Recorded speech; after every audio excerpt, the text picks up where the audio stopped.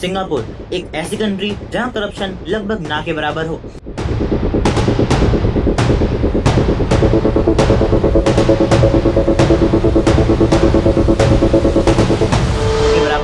जहां roads outstanding quality में हो, जहां क्राइम रेट दुनिया के लोएस्ट लेवल्स में हो और जहां का पासपोर्ट दुनिया का सबसे पावरफुल पासपोर्ट है और जहां per capita income Britain, Japan और साउथ कोरिया से भी ज्यादा है।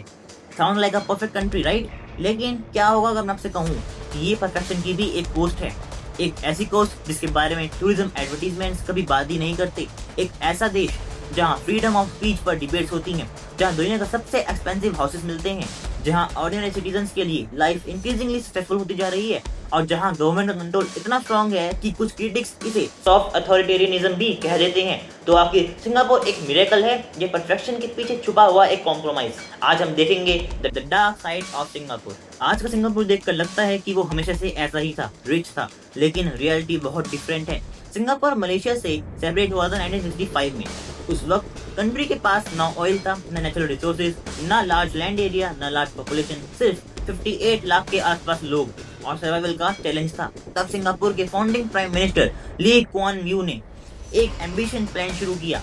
करप्शन खत्म करो, एजुकेशन इंप्रूव करो, फॉरेन इन्वेस्टमेंट को अट्रैक्ट करो और सिंगापुर को ग्लोबल बिजनेस हब बनाओ। रिजल्ट क्या हुआ?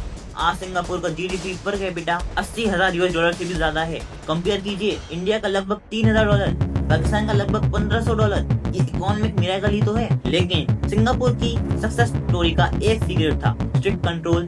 सच में बहुत स्ट्रिक्ट कंट्रोल। सिंगापुर में च्युइंग गम रिस्ट्रिक्शंस बहुत फेमस हैं। सड़क पर कचरा फेंकने पर हैवी फाइन लग सकते हैं। पब्लिक बिहेवियर के रूल स्ट्रिक्ट हैं और लॉज एग्रेसिवली इन्फोर्स किए जाते हैं। इसी वजह से सिंगापुर सेफ और क्लीन है। लेकिन क्रिटिक्स एक सवाल पूछते हैं, क्या ऑर्डर और फ्रीडम के बीच में एक बैलेंस होना चाहिए? सिंगापुर दुनिया की सेफेस्ट कंट्रीज में से एक है, लेकिन सेफ्टी और फ्रीडम के बीच डिबेट आज भी कंटिन्यू है। 1965 से लेकर आज तक सिंगापुर की पॉलिटिक्स पर एक ही पार्टी का डोमिनेंस रहा है, the People's Action Party. Decade तक पीएपी ने इलेक्शन जीते हैं और सिंगापुर को स्टेबिलिटी दी है। लेकिन कुछ क्रिटिक्स आर्ग्यू करते हैं कि अपोजिशन पार्टीज के लिए पॉलिटिकल एनवायरनमेंट चैलेंजिंग रहा है। इंटरनेशनल ऑब्जर्वर्स कभी कभी मीडिया फ्रीडम और पॉलिटिकल कंपटीशन को लेकर कंसर्न्स रेज करते रहे हैं। सपोर्टर्स कहते हैं इसी स्टेबिलिटी ने सिंगापुर को सक्सेसफुल बनाया है। क्रिटिक्स कहते हैं स्टेबिलिटी और डेमोक्रेसी के बीच बैलेंस जरूरी होता है। अब बात करते हैं एक ऐसी प्रॉब्लम की जो आम सिंगापुरियंस को डायरेक्टली इफेक्ट करती है, हाउसिंग। सिंगापुर दुनिया की सबसे एक्सपेंसिव सिटीज में से एक है। प्रॉपर्टी प्राइसेस इतनी हाई हो चुकी हैं कि यंग कपल्स के लिए हाउस अफोर्ड करना इंक्रीजिंगली डिफिकल्ट होता जा रहा है। रिसेंट ईयर्स में पब्लिक हाउसिंग फ्लैट्स की प्राइसेस भी रिकॉर्ड लेवल तक पहुंच चुकी हैं और cost of living national debate का मेजर टॉपिक बन चुका है। टूरिस्ट को सिंगापुर फ्यूचरिस्टिक लगता है, लेकिन ऑर्डिनरी सिटीजंस के लिए राइजिंग कॉस्ट एक रियल कंसर्न है। सिंगापुर एफिशिएंट है, कॉम्पिटिटिव है और एक्सट्रीमली एम्बिशियस भी है, लेकिन इस सक्सेस का एक हिडन साइड इफेक्ट भी है, स्ट्रेस। स्टूडेंट्स पर प्रेशर, एम्प्लॉयर्स पर प्रेशर, बिजनेसमैन पर भी प्रेशर। कंपटीशन इतना इंटेंस है कि वर्क लाइफ बैलेंस एक मेजर इशू बन जाता है। सिंगापुर कंसिस्टेंटली ग्लोबल रैंकिंग में टॉप परफॉर्म करता रहा है, लेकिन हाई परफॉर्मेंस का मतलब हाई प्रेशर भी होता है। दुबई की तरह सिंगापुर भी माइग्रेंट वर्कर्स पर हेवीली डिपेंड करता है।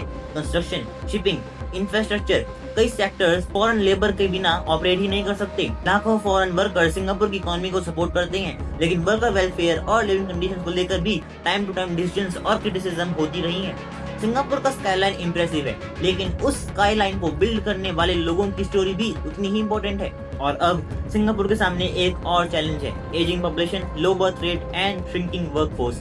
ये वही प्रॉब्लम है जिसका सामना जापान, साउथ कोरिया और चाइना जैसे देश ऑलरेडी कर रहे हैं। कम यंग पीपल होंगे तो ज्यादा रिटायरीज होंगे और फ्यूचर इकोनॉमिक प्रेशर बढ़ाएंगे।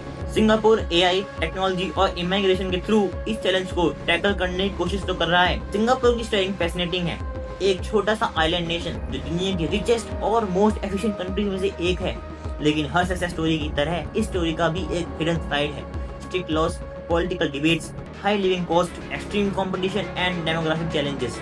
सिंगापुर ना तो उतना परफेक्ट है जितना इंस्टाग्राम पर दिखता है और ना ही उतना प्रॉब्लमेटिक जितना उसके क्रिटिक्स उसे कहते हैं। सच इन दोनों के बीच कहीं मौजूद है, वहां तक पहुंचाने की कोशिश मैंने आज आपको की है। तो आपको क्या लगता है दोस्तों, क्या सिंगापुर सक्सेस का परफेक्ट मॉडल है या उस सक्सेस की कॉस्ट भी कुछ ज्यादा ही है?